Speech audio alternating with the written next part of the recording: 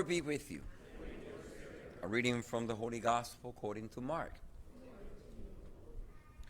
One of the scribes came to Jesus and asked him, "Which is the first of all the commandments?"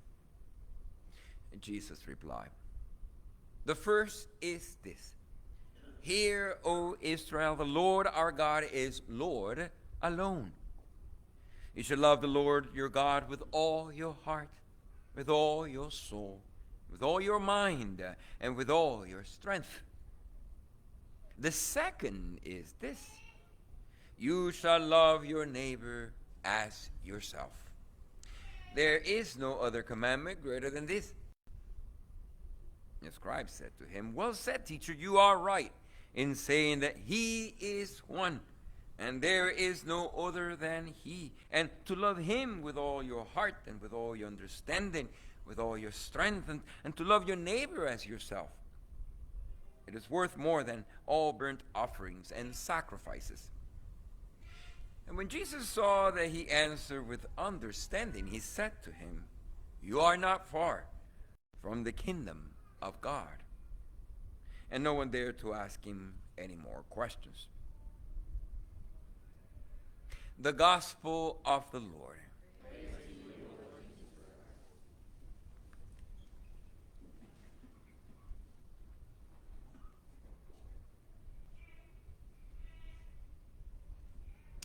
There are several things that I would like to share with you today. First, in the context of the first reading and in the context of the Gospel, when they're asked, okay, what is the most important law? What was the first of all the commandments? And I hope by now you all know it, which is what? Love God. Oh, hear Israel, God is one. Love him above all things. Love him with your strength, with your courage, with everything you got. And then the second command, I know you know it. What is it? Love your neighbor as self. So, of course, there's one thing is to know it, and the other one is to put it into action. To use that symbol, I drew this picture here of what they call it a prayer box. This is a Jewish tradition.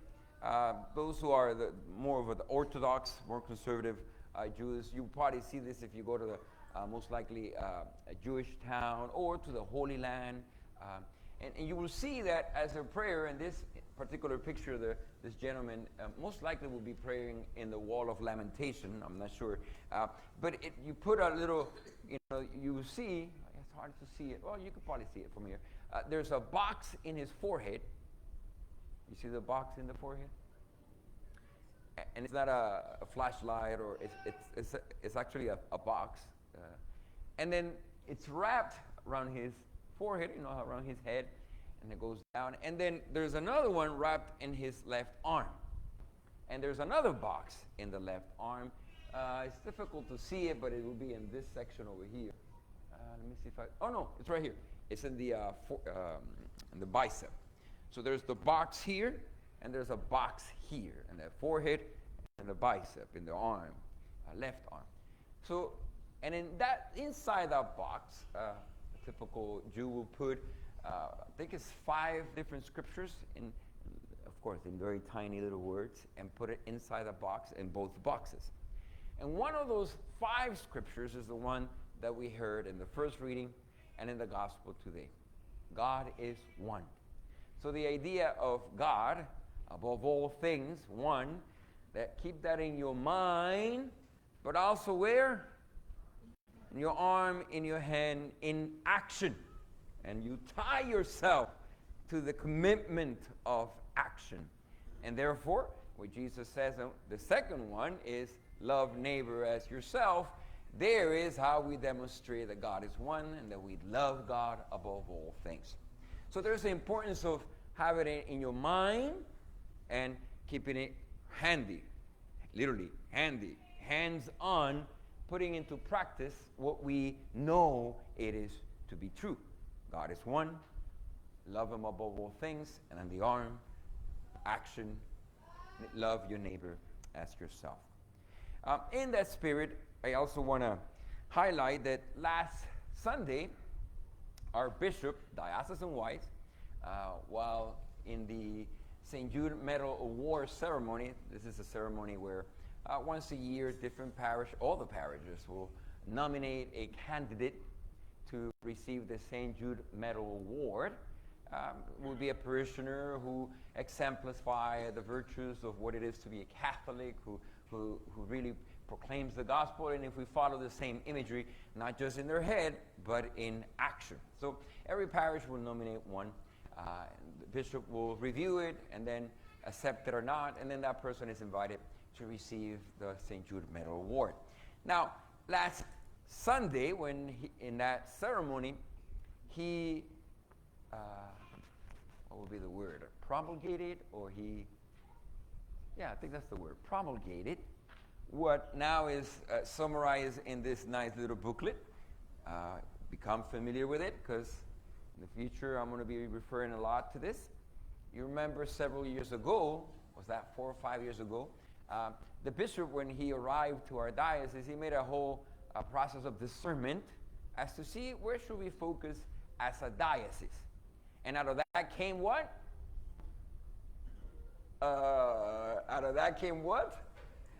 The courageously living the gospel. Of course you knew. I just had to bring it out of that box that was deep inside your brain. So you have to bring forward, Right now your brain is going, downloading file. Okay, yes, it's been a long time. I know, 5 years ago.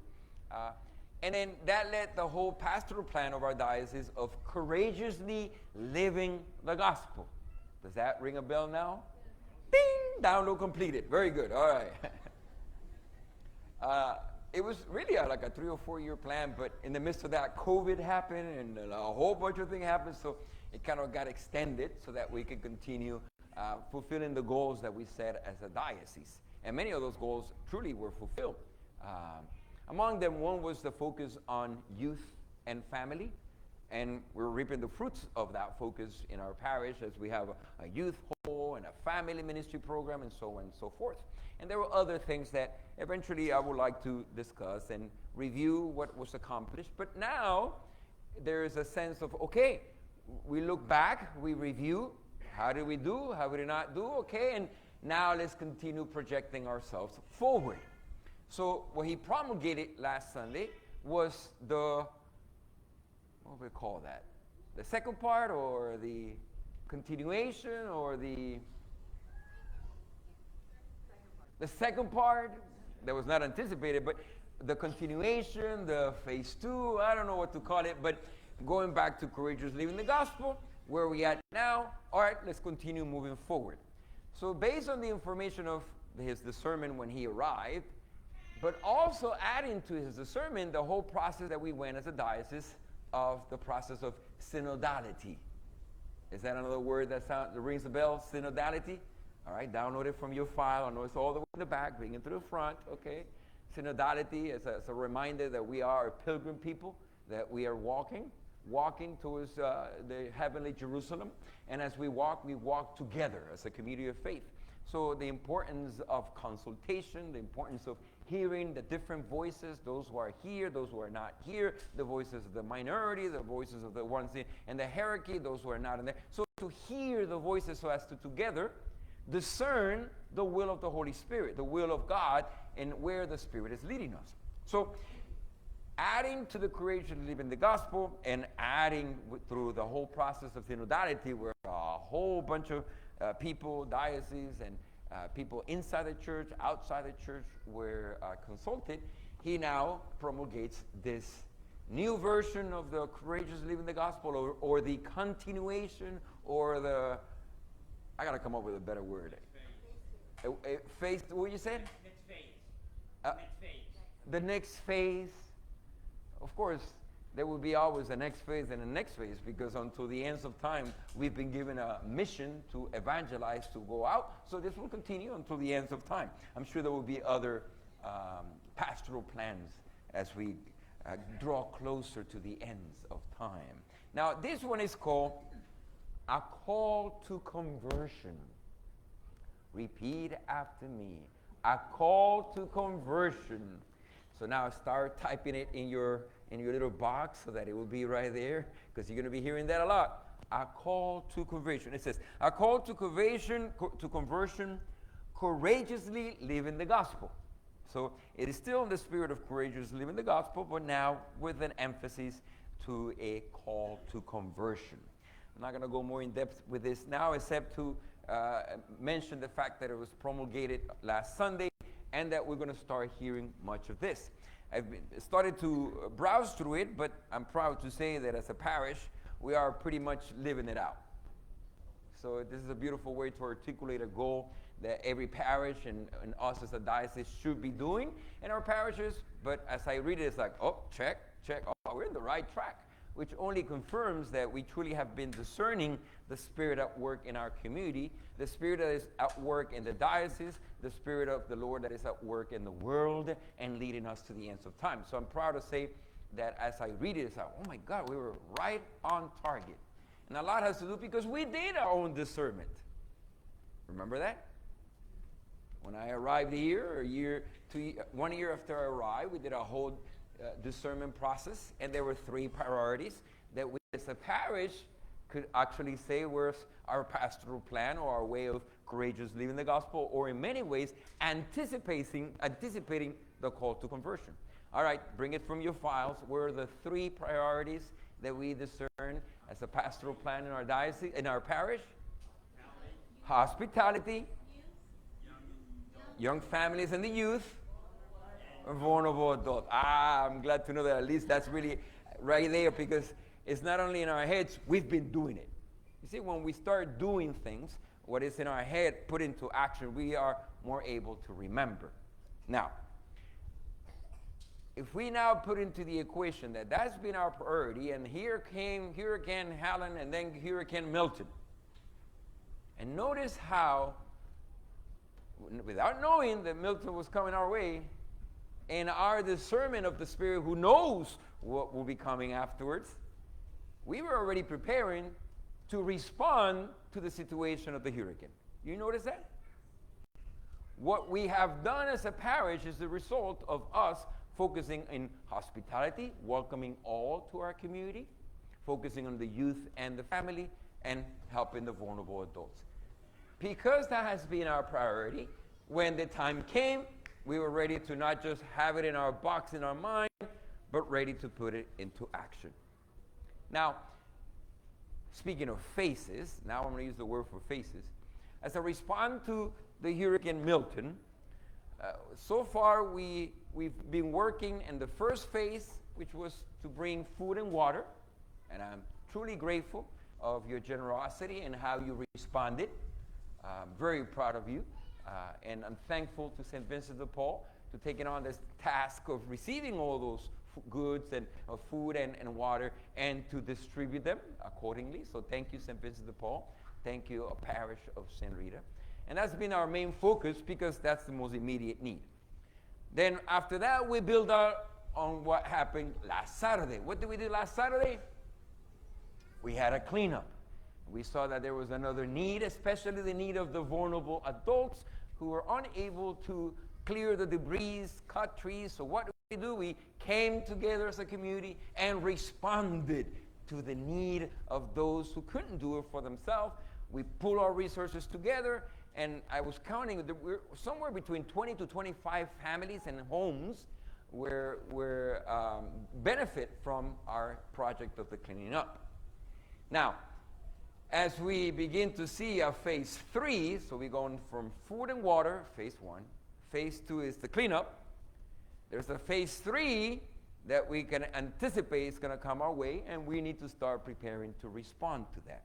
This third phase will be the muck and gut. Raise your hand if your house is still flooded. If you live in Ridge Manor, it's very likely it's still flooded. I'm glad to know that a little bit flood over here. Yeah, we've spoken about, the Ridge Manor community over here. Did you actually have to get in a boat to get here, or kayak, or because some people have to be able to cross the street? That's the only way. So our hearts goes to you guys and the people who are flooded and still flooded. by the way, still flooded. Some of the other areas, the water is residing, but in many ways, the water is residing in some places because it's going somewhere else, and most likely going to reach Mayor, Trilby, and with Lacucci. So, and those are neighborhoods of our own community of faith. So it's time to also respond to them. Now, the challenge is the water's still up. There's not much we can do other than continue providing water and food and the spiritual support. I'm glad you guys are here. Spread the word to your community. They're here, they're welcome, and we want to nourish them spiritually and encourage them in this difficulties and this crisis. But as the water resides, we need to respond. So this third phase, a little bit more complex, and we'll probably carry it for a longer time because it will need much of our response. You know, if your house were flooded, very likely you lost everything. So you have to gut the house, the drywalls, the carpets, the furnitures, the mattress, the cars, all the housewares, the refrigerator, the microwaves, the toasters, the washers, the dryer, everything. And she's going, yep. So you probably lost everything, huh? Not you, but your neighbor has. Okay. And that's why probably her neighbor is not here. Because to get here, they literally have to get on a boat or a kayak to cross the street and then to cross the river and then come to our community. So there's a reality of people in need who are not able to be here, and it's real.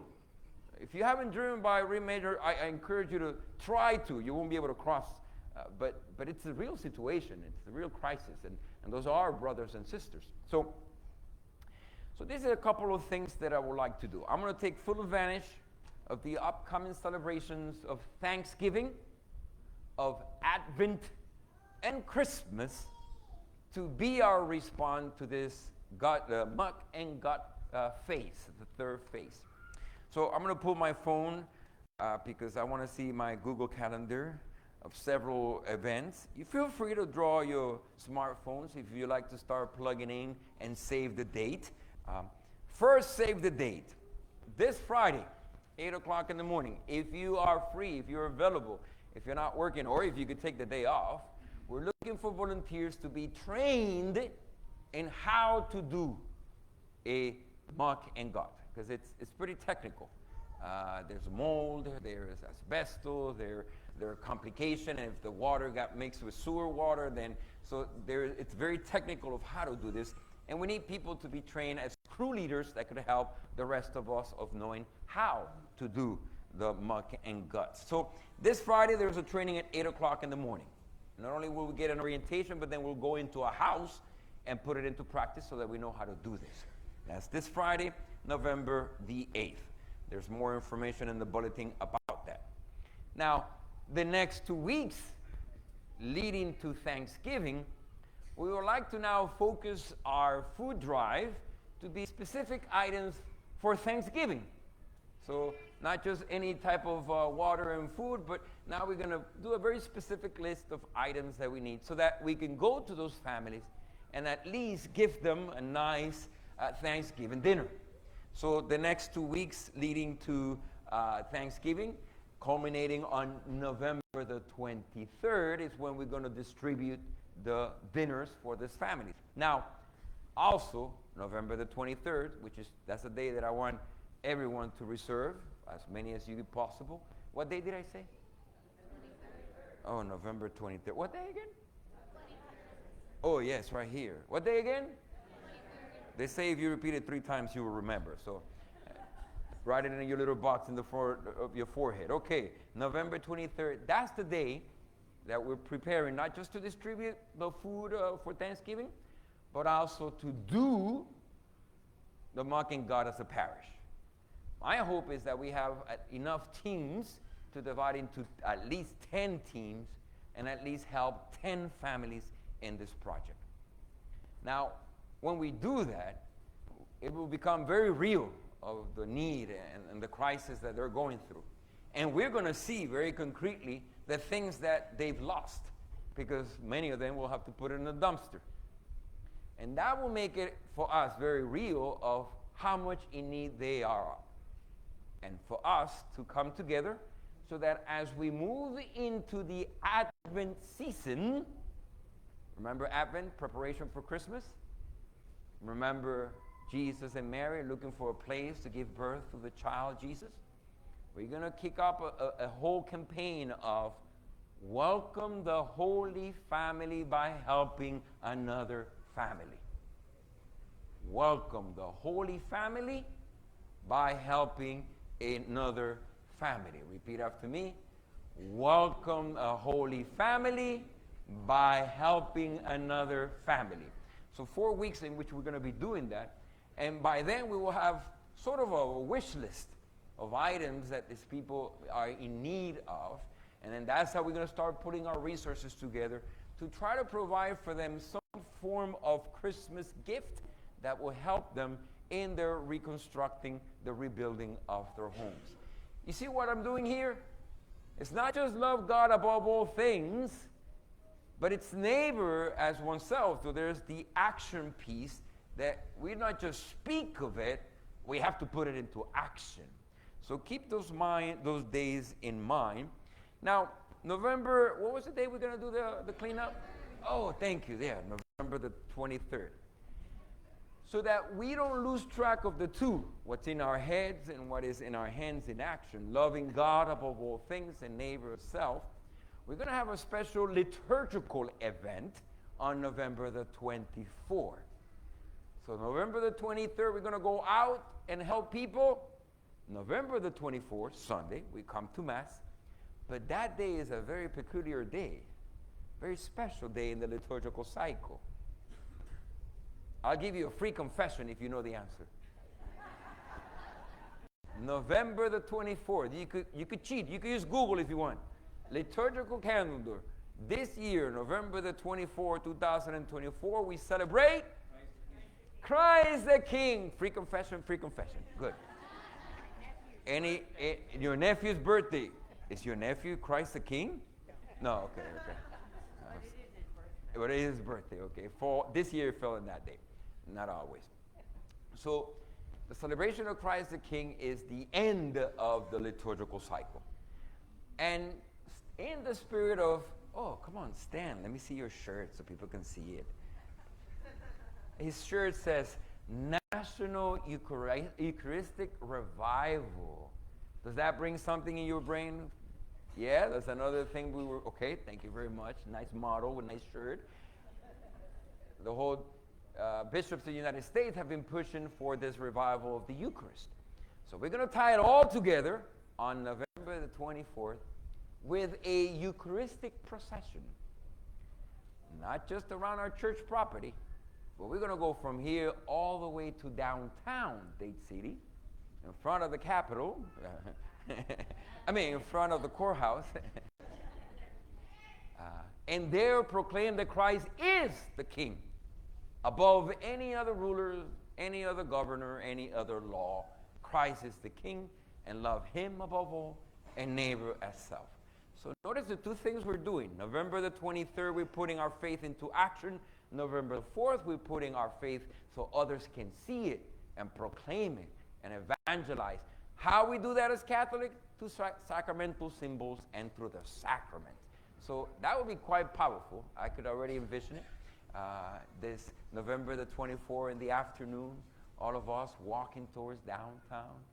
I made sure to hire a camera company to record the event, the historical event of us going and conquering the heart of Dade City by Christ the King. That should be, and we're going to conquer with our actions, our faith in action, our love of God in action by loving our neighbor.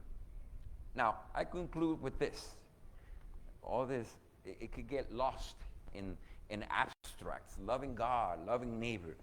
I did mention that the bishop promulgated this courageous living the gospel, now call to conversion, within a ceremony that he does every year. It's the St. Jude, the award of giving the St. Jude medal. This is how the medal looks like. Pure gold. No, I'm just kidding. For those who fought the good fight, in the Olympics of God's kingdom, this award is given. Now, for our parish, consulting with different people, they nominated a person that I truly agree lives out this loving God in their head, above all things, but in action, wrapped around the arm, neighbor as self. Loving God above all things, and neighbor as self. And this year's nomination for our parish of St. Rita, who the person was not able to go because he was working, working, loving God and loving neighbor, our recipient of this award is, come November 23rd, you'll find out. No. Hank, come forward.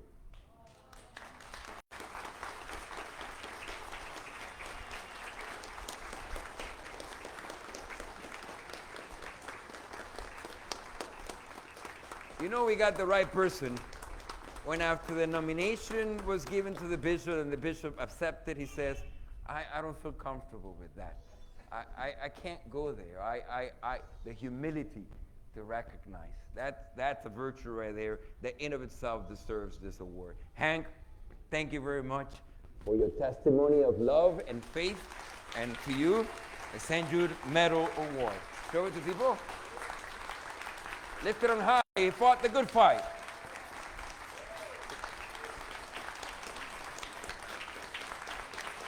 Thank you for your witness and your testimony of faith. You want to say a couple of words? I wonder what he'll say, let's say.